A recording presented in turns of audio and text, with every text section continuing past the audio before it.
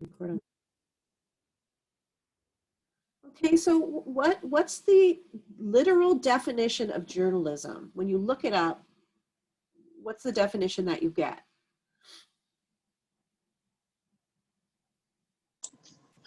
It's usually defined as like the key word is unbiased, and it's some sort of production of current events, a presentation of what's going on. Yeah, good. Keyword is unbiased, right? Another one is objectivity, objective, right? Which is similar to being unbiased. You guys, I don't know if you know this, but you're not supposed to be able to tell what a news person thinks about an issue or a thing that happened. You're not supposed to be able to tell that. And oftentimes you can now. And that's the trend I'm talking about. All right. Opinion journalism is a legitimate form of journalism, but it should be relegated to the opinion or editorial section of a news report. Right? Sometimes if you guys watch KSWB, I don't know if you do. Does anybody watch KSWB? The local out of Monterey, I think, news. So there's two reporters that they're the anchors. I can't remember their names. I guess I just don't care enough. I'm sorry. That's rude of me, but I don't. Somebody Green, I think, is the dude's name. And I can't remember the woman's name. She's blonde. But anyway, so they get on and they talk about what's going on in the area. They talk mostly about local news, right? What's happening in the area. And then there's maybe like, 3 to 5 minutes. I don't know if it's every report, but the guy who, is the editor who makes the decisions for that news organization gets on there and gives his editorial opinion about some aspect of the news, some issue that's in front of the news, right? And then that's it. And then we don't hear any more opinion from those people. That's it. And it is clearly labeled opinion or commentary, right? Or editorial. Those are the signs that you're about to get some news person's opinion. And otherwise it shouldn't be in there. It shouldn't be. Okay, that's the job of journalism. It used to be that way, and it needs to continue to be that way, because journalism has a very important job to do in our society, in US society, because of the way that our system of government is set up. How is our system of government set up, you guys? Federal government, how's it set up? We've got two main parties to start with. Okay, good. So that's politics. What about the government? Oh. Do you understand my distinction? Okay. Three independent power. Thank you, Xianglin. Yes. Xianglin, who is Chinese, knows that we have 3 branches of government, right? And they're supposed to be independent of each other. Heavy emphasis on supposed to be, right? Because we're losing that, you guys. We got to get it back. All right? But so we have 3 branches of government. The holy founders who can do no wrong. Oh, there goes my neck. Okay? Set it up that way on purpose because of where they came from. They came from a monarchy. You guys know this. This is 11th grade, right? US history, US government. Okay, I don't remember because I didn't go to 11th grade. I dropped out. But I'm told I'm told that that's what you learn in 11th grade. You learn US history and government. Okay, so we've got the 3 branches, and you guys know this. You maybe just didn't understand my question. But they were set up that way on purpose to separate powers, as Xianglin explained, right? To separate the powers because of where those people, mostly British, came from. They didn't want that system of government. They thought that system of government was tyrannical, where there's one guy with all the power. They didn't want that. So that, you know what? How do we make a government that is responsive to the people, right? where there's individual freedom and liberty and justice for all and all that crap that is promised in, you know, our Constitution, we need to give different entities a certain amount of power so they can check and balance each other. That's the famous checks and balances that you guys are familiar with, that concept, checks and balances. So the executive branch, right? What are the other two? Executive, Judicial. judicial, and importantly, Legislative? legislative. Yeah, she said doubtfully. Oh, yeah, it's falling apart. We need to fix it. Okay, yes, they're supposed to make the laws, and they make the laws based on what we want. That's the idea, because we elect them. We send them there. Did we talk about the Electoral College in here, you guys? Was that you? No, we didn't. You guys know what the Electoral College is? Somebody explain it. What is it? It's a group of delegates from each state based on a population of your House and Senate members, and they vote in December who wins the election, and they're supposed to follow popular vote, which is each citizen's vote. But typically, I mean, that's what happened in the 2016 election, is they didn't follow their promises. Right, and they're supposed to, but they're not legally required to.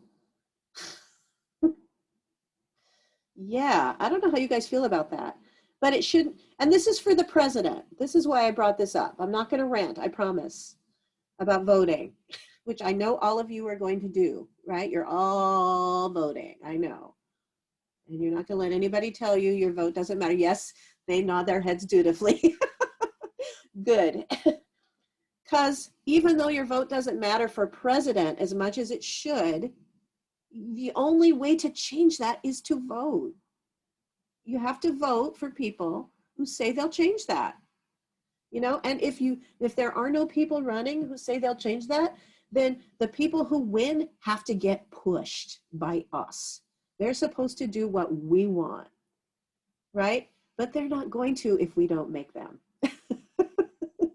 They're under a lot of pressure, and they're gonna, it's like, you know, what is that expression? The squeaky wheel gets the grease. We have to be a bunch of squeaky, squeaky, squeaky wheels to get them to do what we want, right? Either to keep their promises, or even if they didn't promise that thing, to do that thing anyway. That's the job of a citizen in a democracy, which is what we're supposed to have.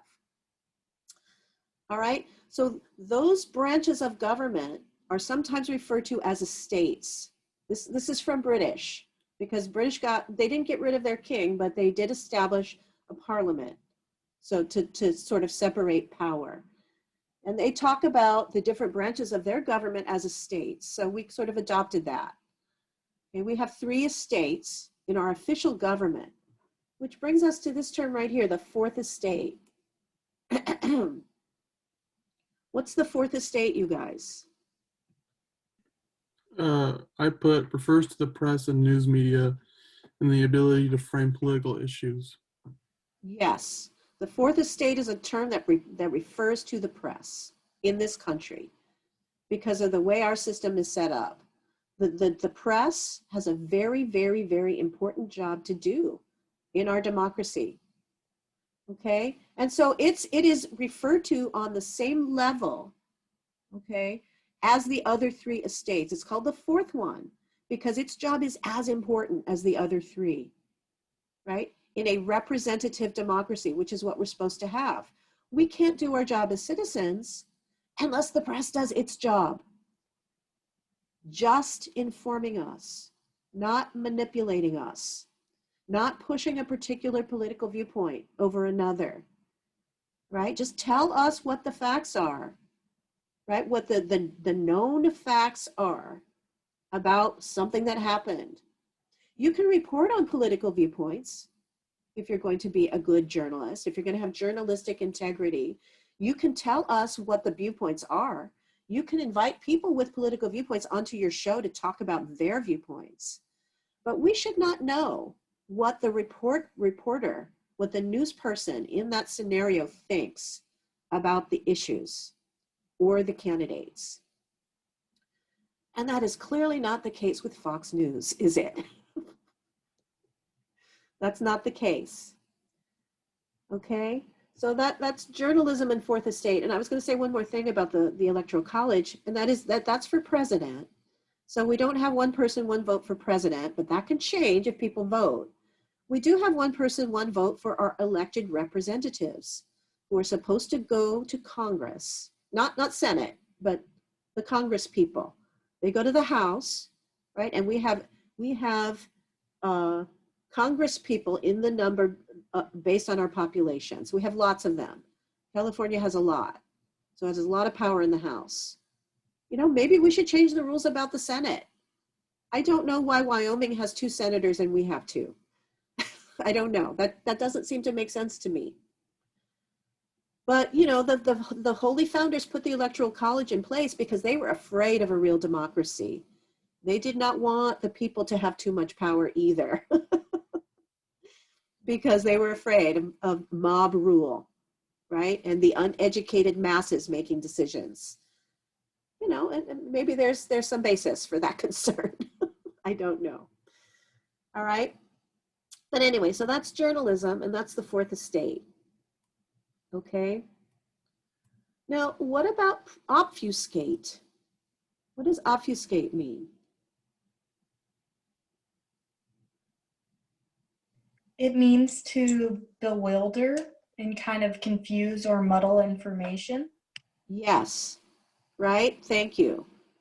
Okay, to make less clear, to muddle, to bewilder, as you said, Megan, to obfuscate, to make something less clear. Now, why do you think I asked you to define that term in the context of a discussion that we need to have about outfoxed? Because that was sort of the central theme of the documentary, was this obfuscation of the truth, but using marketing to sell it as if that was not the case. Yes, they obfuscate on Fox News, right? That's why I asked you to define it in that context, because that's what they do. And that's not what they're supposed to do. They're supposed to make things more clear for us. Do you remember one of the commenters in that documentary, one of the interviewees said, you know, the thing is that they don't need to win the argument, right? Because remember, we all agree that Fox News is pushing a conservative political viewpoint. Yes? Do you agree with that quite clearly? Okay. So sometimes, you guys, that viewpoint doesn't have a lot of facts on its side. Sometimes the facts do not support that viewpoint. I'm being gentle. Oftentimes, the facts do not support that viewpoint objectively, okay? And so then what do? He said, we don't always need to win the argument, right? He said, we can just muddy the water. Right? What happens when people feel, citizens in a democracy who need information to make judgments about what people and policies to support? What do you do when you feel like you can't understand something? What do most people do, you guys, do you think, when you can't understand an issue like Prop 22? What are some things that people do? Research more. That's very cute, Ethan. That's adorable. Is that what you do? Yeah, that's what I would do. Awesome. That is the correct answer for this class. Good job. You get your 5 points for this meeting. But what do most people do, you guys? They read the blurb on the pamphlet and base their choice off of that. That's one way they base their choice off of, is what the different campaigns for these things are saying about them, right? With Prop 22, there are millions and millions of dollars going into advertising for yes on Prop 22, and fewer millions going into advertising for no on Prop 22. So whose message is going to be louder, you guys? Those that can pay. Yes, because advertising, political advertising costs campaigns money. They have to pay for it, right? To have their ads broadcast on television shows. I'm getting confused about who I talked to.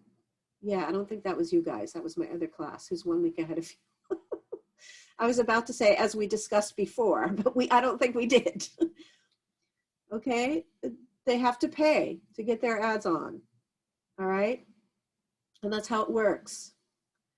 Okay, so that's the loudest argument out there. That's the one that's going to be prominent in the minds of people who aren't doing their own research, right? Who aren't questioning the claims made in these ads. For example, we did talk about this. I remember the claim made by Lyft that most drivers want Prop 22 to pass. I don't need Lyft to tell me that. In fact, I don't trust Lyft telling me that. Lyft has a bias. They want Prop 22 to pass. I can go find out for myself what most drivers want. But most people aren't going to do that, you guys. Okay? So they're going to go with the loudest voice. And if they're listening to Fox News, what's the loudest voice? The conservative viewpoint is the loudest voice, right? Because they don't allow other competing voices, right, to have airtime. They shut those competing voices out, and they shut them down when they are allowed on that network.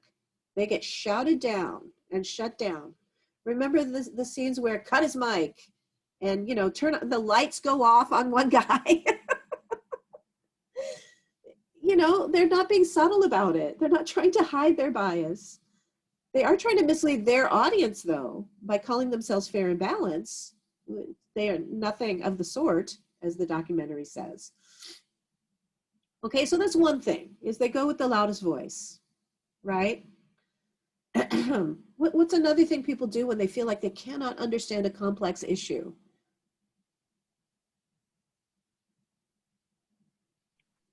I mean, they get overwhelmed and like tune out. Yeah. It's like, I'm not going to vote. Whatever. Yeah, they check out. They just check out and they don't participate. That's another way that the conservative viewpoint wins, you guys, right? I don't know if you know this, but I look at a lot of issue polls, right?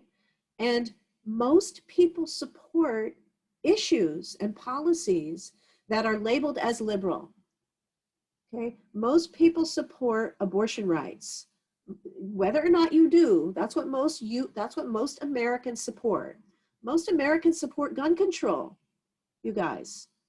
Like by a large margin, most Americans support gun control, whether or not you do. Right? We're supposed to be a representative democracy. Our government's supposed to do what we want. Okay, most Americans support the wearing of a mask, you guys. You know, and why aren't those policies carrying more sway? It's because of obfuscation, because people just check out, and that's another way they win. If they can get people who might not be in line with their thinking to just disengage from the process, then they win. It's about suppression. That's what obfuscation is about, suppression. It's about driving people out of the process, right? Or it's about convincing them by yelling the loudest of your viewpoint. If you don't drive them out of the process, you convince them of your viewpoint by yelling louder with your money or even with your voice, right? And just, you know, confusing them or oversimplifying the issue for them, right? Or making it more confusing with conspiracy theories. All of this stuff is about suppression. That's why I asked you about obfuscate. Does that make sense? Okay.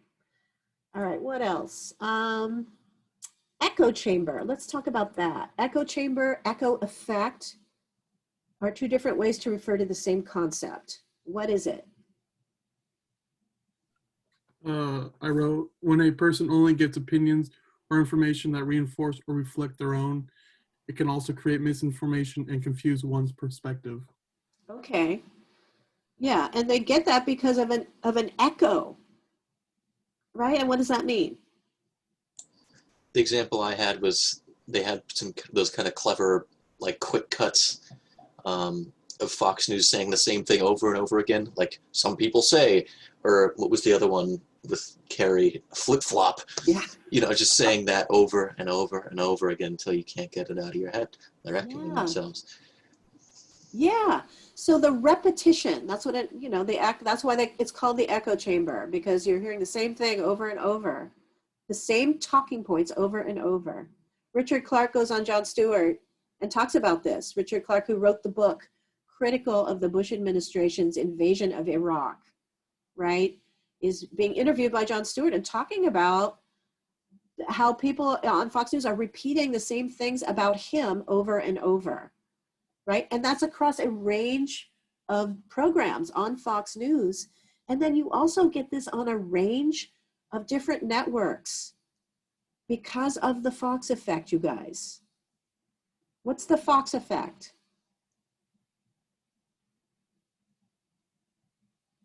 Go ahead, Susie, are you going to speak? Yeah, in order to compete with Fox, because the salaciousness gets more viewers, other competing ones have to take on that kind of style of like sensationalism, and CNN will be like, everything's breaking news, and they have, in order to get more viewers, they kind of have to start acting like Fox is acting.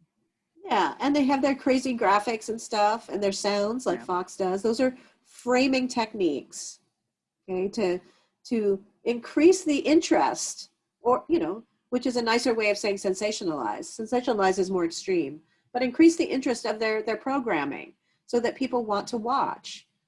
Okay, why do they care if people watch? Did we talk about this, or was that my other class?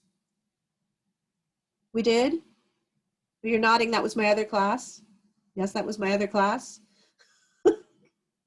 Okay, even if we talked about it, why do these news programs want people to watch? So they can keep going. They have to sell ads and do that whole thing. It's a business at the end of the day. There it is, money, right? Power. Sorry, someone else speak? Because it's power. Power, okay, money and power. On the part of Fox News, it's both, right? CNN, maybe it's mostly the money. Donald Trump thinks CNN is liberal fake news. I don't think so. I just think they want to make money. I think that's their primary objective, is to make money, because they're a business, like Noah said, right? But Fox News also wants to push a political viewpoint. So they have a couple of reasons for framing things the way they do, to get the money and then to push their viewpoint. But like Susie and Noah were just explaining, other news organizations who want to be successful businesses saw Fox News doing what Fox News was doing and having success at it. They thought, you know what? We better do that too, right? We need viewers so that we can charge more for ads. Because the more viewers means more money for ads that manufacturers are willing to pay. Okay, so you're seeing these talking points being repeated in an echo chamber or echo effect, not just across Fox News, but across a range of media outlets. They're picking up Fox News. Let me show you guys something. Let me see if I can show it to you real fast. If I can, I will. If I can't, I won't. Okay, let's see. I gotta move this stuff. That's in the way. Oops. There we go, that's back. Gotta move my chat. Okay, let me open this and this and that. And move my chat again. And then essay 3.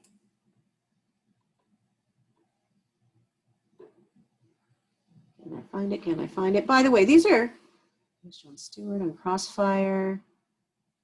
These are resources you guys can look at too if you want. I used to engage with a lot of this stuff in class, but now that we're in Zoom, it doesn't make a lot of sense to go deep into it. Fact-checking sites. Maybe it's not there. I'll move my Zoom window again. Oops, I don't want to publish. Return to editor. I clicked the wrong thing. I want to look at view publish site. There we go.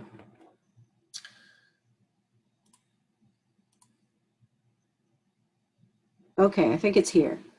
All right. So this is called Fox News is still at it. Just in case you thought they were done with that was so 2007 and they're over it. They're not over it. They're still at it. And this is the thing I want to show you.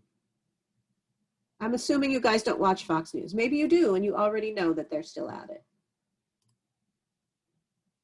Do they still use the fair and balanced slogan? That I don't know. I think so. When our daughter and her kids moved in Oops, with us, sorry, the I'm gonna mute the ad. couldn't keep up. Turns out it's mostly water. So Mute. Sorry, I'm not listening to that. It's kind of funny to watch them though, without the sound on. Okay, here we go. Is so not big a deal. Can you guys hear that? If you guys can hear that, type yes in chat, because I can't see you right now. Or say yes. Yep. Yes. Thank you. Okay, I'll continue to play it. We're not even calling it a shutdown anymore. some people are calling it a slim down. Take a look at the Fox News website.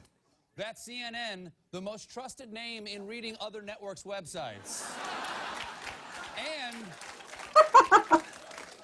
And she's right. Fox News is calling it a slim down, which is a great name because you know who's really going to slim down? The 9 million women and children who will lose supplemental nutrition from the government. I mean, that's just chivalrous. Remember, women and children first. The point is, the slim down is a good thing. And it's all Obama's fault. Speaker John Boehner insisting it's the president who owns the shutdown. Refusing to come to the table, Obama and Reid are counting on the media lapdogs to blame Republicans. Where is our commander-in-chief? Oops. Isn't he on the phone right now calling the Senate and House leadership and telling them our nation is at risk because of the government shutdown? Yes, why isn't the president telling Congress that shutting down the government is bad? And why won't he tell them the stove is hot? Boehner keeps burning his hand over and over again. Well, finally, folks, I can't believe it took so long. Today, Obama did the right thing.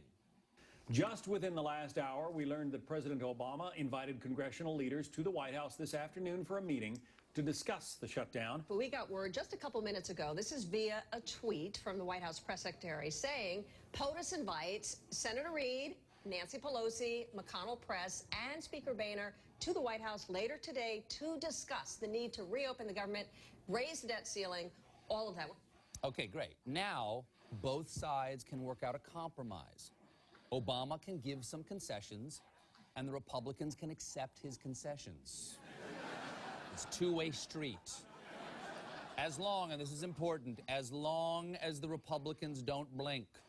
Ted Cruz sent out a tweet tonight that just said, #Don'tBlink. I'm not blinking or flinching. We're not ready to blink. We're not blinking. We're taking no-dos. That's right. Not blinking. In fact... There she is again, you guys. In fact, Michelle Bachmann has been training her entire life for this. Oh, poor Michelle. We'll be right back. All righty. Introducing Oh, no. Stop that. Okay. Ugh. Stop sharing. Okay. So, could you guys hear that well enough to get the jokes? And to get the reference to the echo chamber. Go ahead, Noah, sorry. Oh, I was just saying. Okay, to get the reference to the echo chamber, right? The CNN, the first name, and reading other news organizations' websites, they're just stealing right from Fox News, you guys. It's ridiculous. All right, but that's the echo chamber. And the way it works on people, if you're hearing the same thing over and over across a range of media outlets, what is the effect that's going to have on you? Well, you get the perception that that's what everybody thinks. And go ahead, Susie. Yeah. And that it's true. And that it's whatever it true. is. Yeah, both of those things, right? That's the bandwagon effect. You guys, if you read chapters 9 and 11, the bandwagon fallacy, appeal to popularity. If everybody's doing it, it must be the right thing to do, and I better do it too, right? If everybody's saying this, it must be true. That's the problem with the echo chamber. If everybody is repeating the same thing that's true, it's not a problem, right? It simplifies things, and then people don't do their own thinking, but that is way worse if the thing is bad information. Okay, and this echo effect, this echo chamber, has just been exacerbated by social media, hasn't it? It's just worse now. Okay, because we're all in little information silos in our social media, right? That is social media by definition, is we pick the people that we follow. And because of confirmation bias, who are we going to pick to follow? Celebrities, right? Yeah, like I follow Beyonce. Sorry, she has a new line of clothing out, you guys. That's the only celebrity I follow. All the rest is political stuff. That's my, what's the expression? That's my guilty secret. I follow Beyonce. But so who are people going to pick to follow in their social media? Typically, path of least resistance. People that are going to people they agree with already. Not people who are going to challenge their viewpoints, right? All right, so that's echo chamber. And we'll just leave those terms there. Let's, how am I for time here? I didn't set myself an alarm, so I screwed that up. When is this class over, you guys? 12:30. 12:30, okay, thank you. Okay, so I have some time. Let me go back to sharing my screen with you to look at some of the rest of those questions. Move that. Where am I? I want to be here. Okay. It's also interesting how Fox talked about, there was somebody on there that talked about how some executive asked somebody that worked there to not refer to suicide bombings as such, but to refer to them as homicide bombings. Oh, yeah. And it's kind of synonymous with this slim down thing. So interesting to see things haven't changed. Yeah, what kind of fallacy is that? I mean, I think when I used that as an example, I just said it's just a logical fallacy in general. As the person whose name I'm forgetting said in there, it's anything that's a bombing is likely to be a homicide bombing. Yeah. So it doesn't quite work as a term. Yeah, it's ridiculous. They're choosing that language on purpose to push their political viewpoint. They want to frame it in a particular way for their audience, right? They want to frame it in a way that will have their audience be favorable towards what the administration is doing. In that case, it's the Bush administration and the invasion of Iraq, right? They're trying to put a happy spin on it, on Iraq and what's going on there post-invasion. And it wasn't good, what was going on. All right, what are some other fallacies that you guys noticed in the Fox News programming that was presented in that documentary? Some other errors in reasoning that you saw them doing in their reports on Fox News.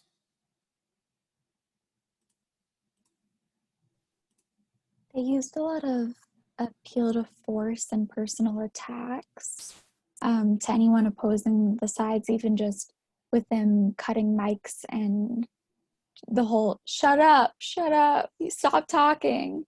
Yeah. Things like that. Yeah, Eleanor, what was the first thing you said? I heard personal attack.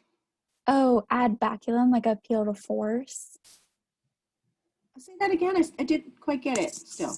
Ad baculum. Ad baculum. Okay. Appeal to force? appeal to force. Yeah, did you read about that in the chapters? No. Or is that one you just knew? Yeah. I haven't heard that one before. So thank Yeah, you it's for just teaching me appeal that. to physical force, a bully argument. Oh, that's interesting. Thanks. I did not know about that one. But yeah, personal attack, that's ad hominem, right? And there was a lot of that in the documentary. The clips that they chose to show from Fox News showed a lot of personal attack. What are some specific examples of that, of personal attack? The ad hominem fallacy from the documentary. What about that kid that they interviewed, that 9/11 kid? And they were like yelling at him all crazy, cut his mic, and then just like said a bunch of lies and crazy stuff about him afterwards that wasn't true. Yeah. How, you know,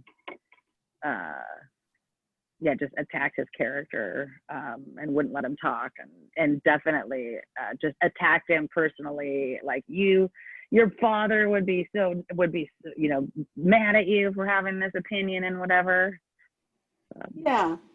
And then later O'Reilly gets on, like, first it's, you know, a month after that interview, O'Reilly has something to say about it.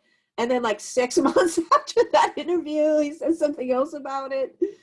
You know, he's clearly obsessed with how badly that looked. And he's trying to revise it, right? In the minds of his viewers by reframing it for them.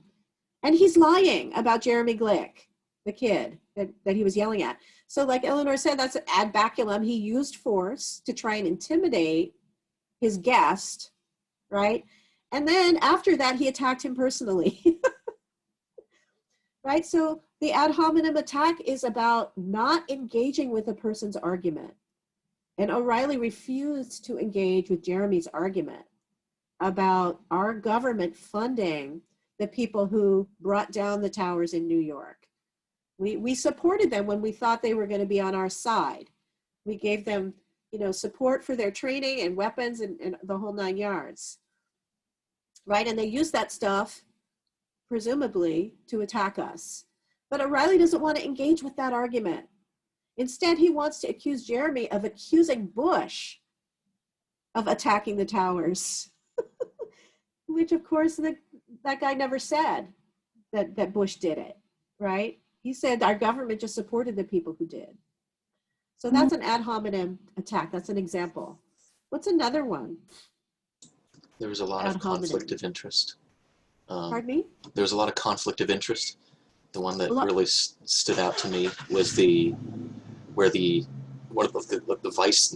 chief editor or something, his wife was campaigning for Bush and he was still being tasked with interviewing Bush. Yeah. So of course it was just all going to be softball questions. You know, there's nothing challenging or really very productively journalistic going to come out of that.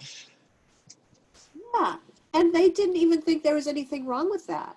But that is a tenet of journalistic integrity, is that you avoid conflict of interest, right?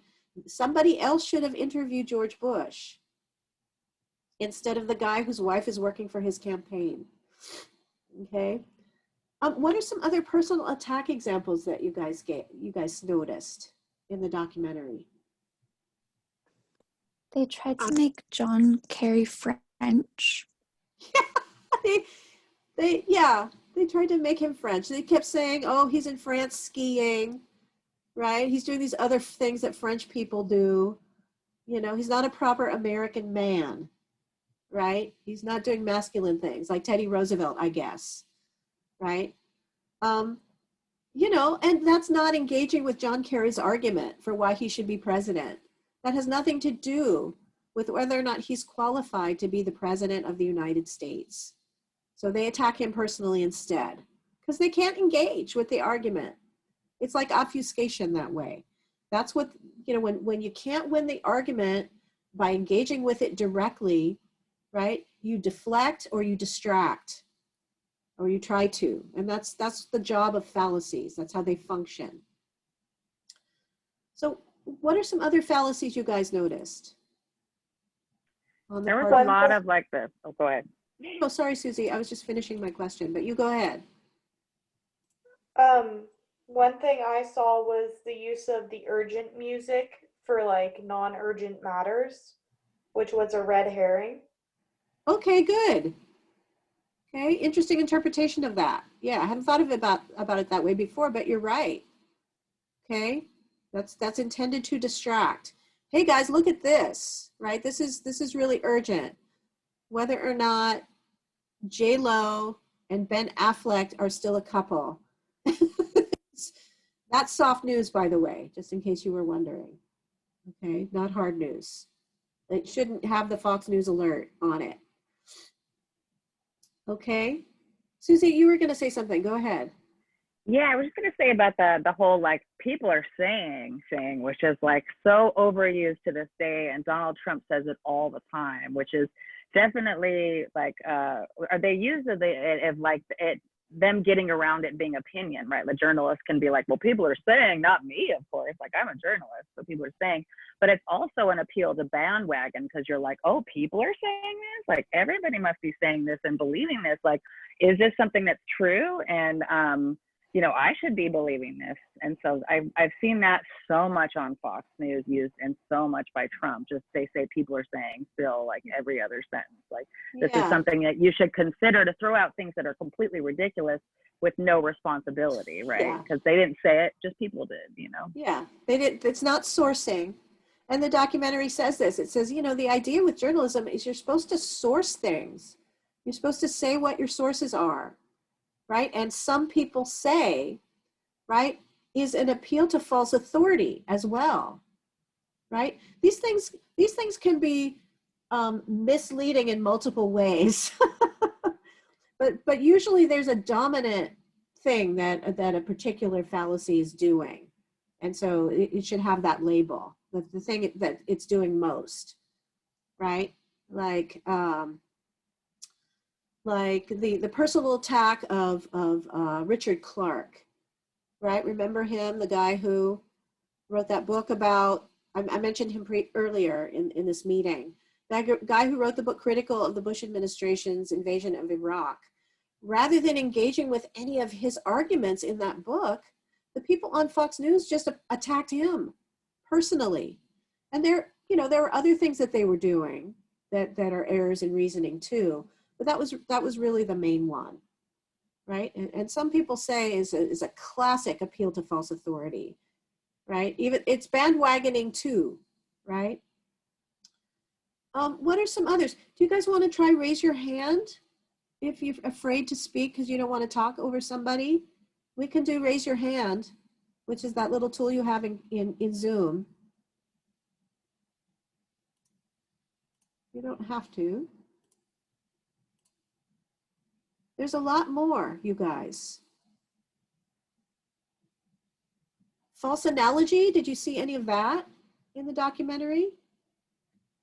Those are some examples of false analogy that you saw, which, as you know, is drawing a comparison between two things that there's no basis for. There's not an adequate basis to compare them to make your point. Let's see, what are some others? Where's my book?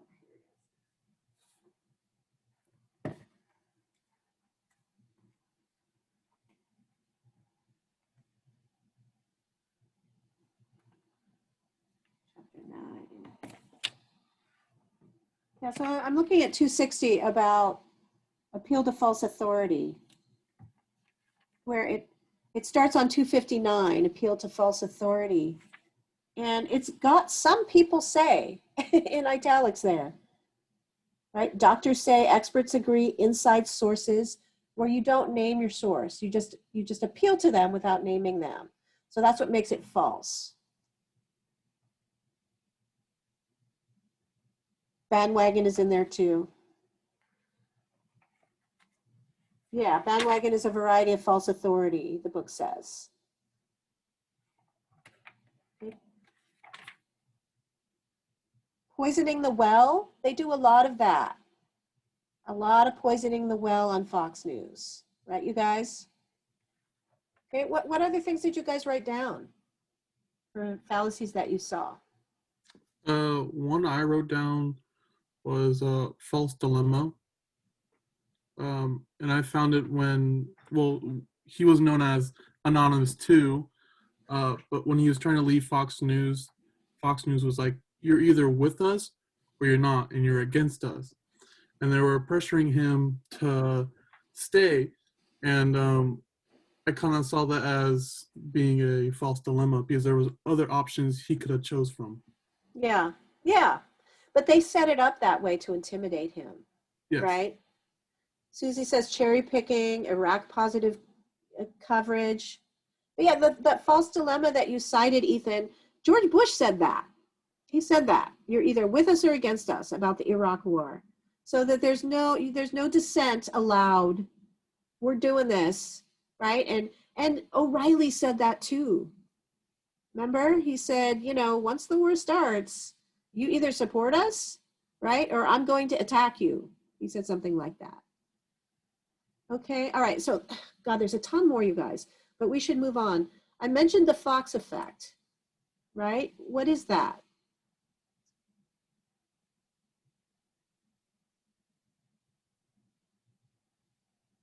What did you guys put for that? Well, what I put was the Fox effect is the network falsely assuming that the information source that they were using matched their biased opinion and was fair and balanced. Okay. Okay. But that's a good interpretation of that concept. It's a concept that they raise in the documentary. They say, and that's the Fox effect. Right? Do you remember that section of the documentary? You've not seen it 500 times like I have, I know. All right, so I'll just tell you. So the Fox effect is the effect that Fox has on other news organizations, which we mentioned before when we were talking about journalism and the slide from objectivity to opinion journalism. Because, as you guys like to say, it gets views. That's cute. That's new lingo. That's social media lingo, right? When you click on something, that gets views, and then you get money for that, right? But it draws viewers, okay? Opinion journalism draws viewers. So other news organizations saw what Fox News was doing and said, hey, guys, we got to get in on that. And that's the Fox effect. And that has Fox started this slide away from objectivity, which was the standard of journalism for a long time. If you guys know who Walter Cronkite is, and even if you don't, just Google Walter Cronkite and watch him report, okay? Watch him report on the death of the murder of John F. Kennedy. You can barely tell he cares. Okay, that's how it's supposed to be in journalism, and it's not that way anymore. Okay, generally, you can very often, way too often, tell what a news reporter thinks about the thing they're reporting on, and it's not supposed to be that way. And that's the war on journalism that the documentary accuses Fox News of waging. It's literally destroying, okay, our traditional notion of journalism and journalistic integrity. And that's a threat to our democracy, as we were talking about earlier.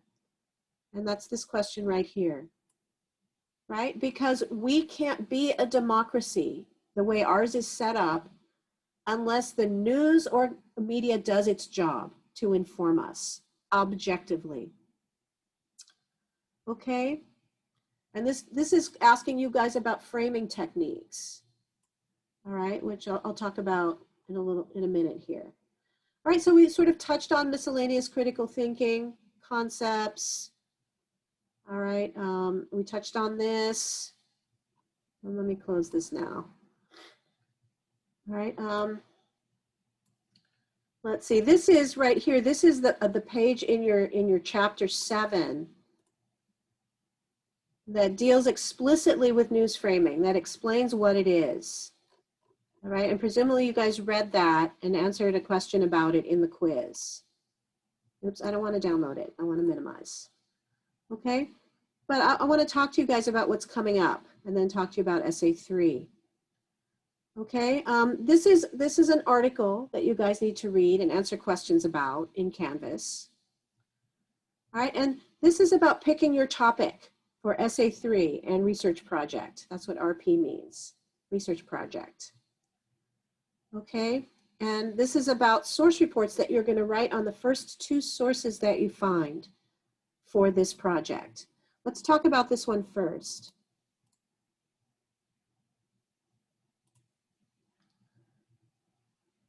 All right, let me move my chat out of the way. Let me put my Zoom window up here.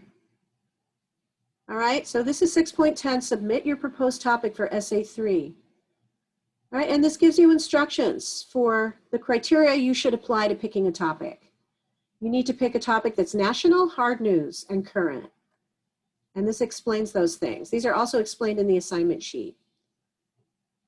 All right, so first pick a hard news story versus soft news, and this explains the difference between hard and soft news. Okay, I said that Bennifer is soft news. The Kardashian sisters and their girl fight, or anything the Kardashians do, is soft news. Okay, I don't care that Kim Kardashian thinks that she's a lawyer now. Okay, that's soft news. If she goes to see the president, I guess that's hard news. Okay, she went to see him and she secured the release of somebody who was in prison because she's a celebrity and he admires that. Okay, but generally anything pertaining to celebrities is going to be soft news. Versus hard news, which is immediate and factual accounts of important events or developments that impact on a lot of people. Sometimes soft news is serious, but it doesn't impact on a lot of people. Okay. In addition to hard news, you've got to pick a story that's national in scope because you're going to have to find it having been reported on across a national range of news media outlets. And I'll take a look at those with you in a minute. Okay, it's got to be national in scope. And here's an explanation of what constitutes local versus hard news. Okay, local sports, crime and justice. Sometimes these go national. Okay. For example, George Floyd is a story that was local, but because the issues that related to it are concerns for us on a national level, it became a national news story. And everybody in the country was reporting on it. People were reporting on it across the world. And there were protests across the world about this story. Local business and the economy, local events. Sometimes these can go national. Local politics can sometimes be national. All right, but this is national news. All righty, your story has got to be current. It's got to be within the last year or so. You can go back as far as 2019. Because sadly, we are not done with 2020 yet. God, can it please be over? Can it be over? And can 2021 be a better year, please? As quickly as possible. But you can go back as far as January 2019 to pick your story, something that happened within that time frame, or something that was being discussed, a policy proposal or something, a candidacy, something that was being discussed within that time frame. That's hard national news. You can search for your story by using NPR. You can use the college Google databases. You can use this website called Info Please. Oh, I did not need to see that picture right now. Okay, let me just scroll by it. All right, and you can look at current events for 2020. If we go here, they break it down into months for you. You can look at US news, world news, science and technology, if it's a story that impacts on a lot of people, and if it's national. So that's a way you can browse for a topic if you don't know what topic you want to pick. All right, let me close that off. If you don't already have one in mind. Here are some topics that people picked previously. Trump impeachment, his immigration policy, various aspects of it, the Me Too movement. I think this was in the last year. I don't know, you guys. Like I've said before, time is simultaneously expanding and compressing. I can't remember what's happened. all seems like too long and too short a time. I don't know if the opioid crisis is still current. Mass shootings are still current, right? The police brutality and murder of Black people in this country is still prevalent. Protests in China, right? Even though that's happening in China, you guys, that still impacts on the US. We're still paying attention to what's going on in China, and it impacts on the US, right? Right, Xianglin? Xianglin wrote about this in his essay. Yeah. I don't know if you're still awake. I would understand if you weren't. Yeah. All right, so there's some examples. Let me stop sharing for a second and ask you guys what ideas you have in mind just right now for topics to pick for Essay 3. Do you have topics that spring to mind that meet those criteria?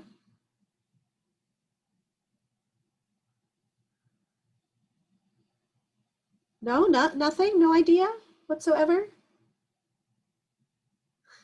It's okay, Dahlia, you don't have to be shy. I'm just a little surprised. Usually people have some idea of a type of story and then we can discuss it. We can talk about whether it will work. But nobody has any idea at all? Give me some examples of stories you think would work for this assignment. What about like the Supreme Court nomination? Yep, that's a good one. The Supreme Court placement. Okay, she's in there. She's in there. She's going to start making decisions like next week. Oh. Okay, what else? That's a good one, Taylor. What else, you guys?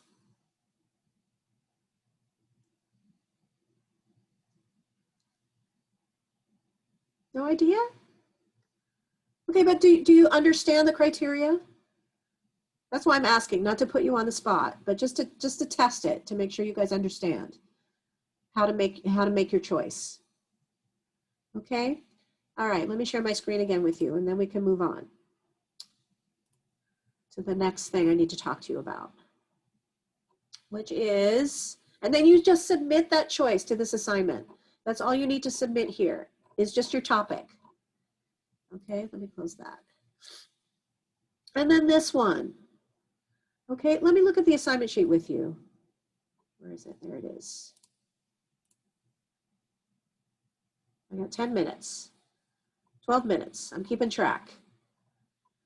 Okay, so here's the assignment sheet, which this is a long overview of all of the stuff we've been talking about already. The fourth estate, the job of the news media. Fifth column is an interesting concept that applies here. You can read about that. And then this refers to the Moyers article that you guys still have to read, okay? But this tells you what your purpose is in writing this essay, this long research essay.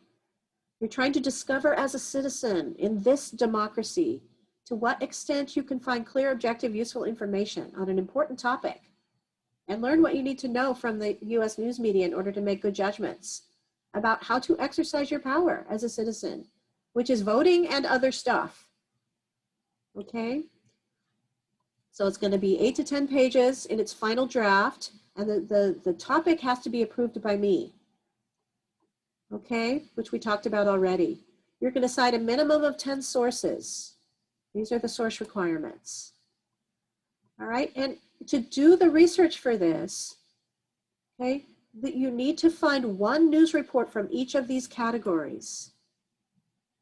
That's why it's got to be national in scope. You've got to find one video broadcast from a major national non-cable news network, these ones. Your story has to have been reported on by them.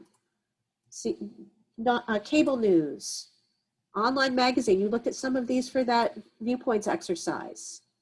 Major newspaper, and then fringe, partisan, or alternative news. And this is a partial list. Okay, these, you can go here to find more of these, but these are the main ones that I know about. And there has been a wave of these things. We talked about Breitbart in here before, which is conservative. Daily Kos is and Common Dreams are both liberal. Truth Out is liberal. Drudge Report is conservative. Okay, and InfoWars is just crazy conspiracy theories, but conservative leaning conspiracy theories. Okay, this InfoWars guy was pushing conspiracy theory. Maybe some of you guys know about this.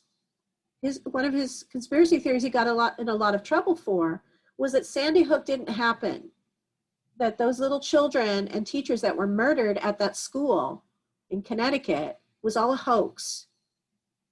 Anyway, so that's a side note. All right, and then you need to write source reports. And this is a partial assignment, but let me go to the source reports assignment. For these sources right here, you need to find 3 objective sources, okay? So that you know what the facts are. Oops, up here, sorry, step 1. You need to find 3 objective sources. And Pew says these are objective, Pew Research. And lots of other people who know stuff about this say these are objective sources.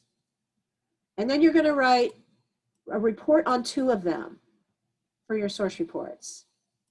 Let me show you that assignment now. Right here. Okay, let me move my Zoom window down so I can open this.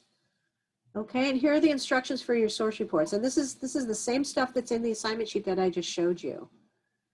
Okay, you're gonna research, find 3 for the projects, because you need to know what the facts are about your story, so that you can analyze the way it's been reported on by those other sources that you're told to find. The non-cable news network, the cable news network, the news magazines. You need to know what the basic facts are about your story, so that you can assess how it's been reported on by those other organizations. And you go here to find those objective sources. And then from those 3 that you find, you're going to write a source report on 2 of them. You're going to pick 2 to write a short report on, 1 to 1.5 pages. All right, and then these are instructions for how to write your report. These are suggestions for how to do the analysis that you need to do in your report. First, you're just going to summarize the source. Then you're going to analyze the source. And then you're going to explain how it fits into your research, how you think you're going to use it right now to develop your ideas. And I know it's early in the game, right? But just try to anticipate how the sources will be useful to you, right? You can just say these sources will be useful to me because they give me good background information about this topic, okay? And then you're going to turn that in along with the sources to this assignment. Here's a sample source report that shows you how this thing should be put together and what kind of stuff should be in it. This is how it should be formatted. Okay, with a header, a heading, your research question, what you want to find out.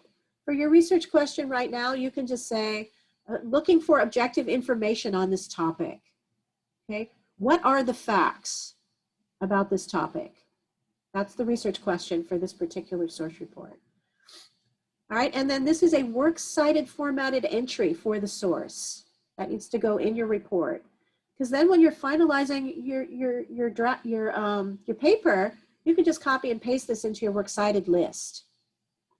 All right, and then the first paragraph, as I said, of this report should summarize the source. What's it about? And then you analyze it, right? Is it a good source? Is it a strong source? He seems biased, this person says. And then you need to tell how you think you'll be able to use it, okay, in your report. And this is a 2-pager. I said yours only has to be 1 to 1.5 pages total with all of the formatting and everything. Okay, so that's 2 pages you have to write, 2 to 3 pages for these 2 separate reports. Okay, does that make sense, you guys? Any questions about that? Let me look at my agenda here. Okay, and then next week we'll talk about how to do the research. That stuff I showed you. Okay, so the first step is to find your objective sources and write 2 source reports on those sources and submit those and pick your topic. Pick topic first, find objective sources second, write 2 source reports third. And then we'll talk about how to do all that other stuff next week. How to do the research and how to do the analysis. Okay? Does that make sense? Let me stop sharing so I can see you better. Any questions about any of that stuff I just talked about? Those 2 assignments that I just talked about? The Moyers one is straightforward. You just read an article and answer questions about it. And submit those questions to Canvas. All right. Hey, 4 minutes early. I'm letting you guys go. All right. And, you know, get a hold of me if you have any problems. Have a good weekend. Take care. Thank you. Bye. Yeah, thank you. I Thank appreciate you. the discussion. Have a good one.